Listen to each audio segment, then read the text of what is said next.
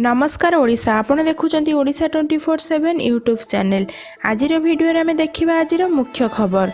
सबुदिन ये वीडियो देखा आमर यही चैनल को सब्सक्राइब करी पाखरे थिबा बेल आइकन को क्लिक कर दियंतु एवं वीडियोटी भल लगिले गोटे लाइक करने को भूलिबेनी।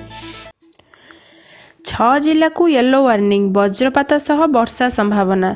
बिहार और यार आखपाख अंचल एक घूर्णिबलय सृष्टि होईछि। यार प्रभाव में ओडिशा रे वर्षा हेउछि।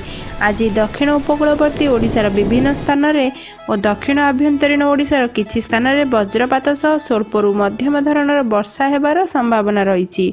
एने भुवनेश्वर स्थित आंचलिक पाणीपाग केन्द्र पक्षरु पूर्वानुमान करा जाइछि।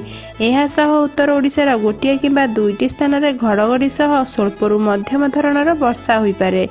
नयागढ़, पुरी, गंजाम, रायगड़ा, कंधमाल और गजपति जिला पाई येलो वार्निंग जारी करा जाइछि। एही सबु जिले में पवनर बेग घंटा प्रति 30 रु 40 किलोमीटर रहिबा नै आंचलिक पाणीपाग केन्द्र आकलन करिछि। आज और आसंता काली कोहला पाग सांगकु किछि स्थान में वर्षा हेबार संभावना थिबा बेले 10 तारिख परठारु पागरे परिवर्तन आसिबो। दिन में तापमात्रा स्वाभाविक रहिबा सह रातिर तापमात्रा कमिबो बोली आंचलिक पाणीपाग केन्द्र पूर्वानुमान करिछि। वीडियोटी आपको किपरि लागिला मतामत लिखि कमेंट सेक्शन में जणाइबे। जदि आपण आमर एही चैनल नुआ ताले आमर एही चैनल को सब्सक्राइब करी वीडियोटी को अधिक रु अधिक शेयर करने को भूलिबेनी। धन्यवाद।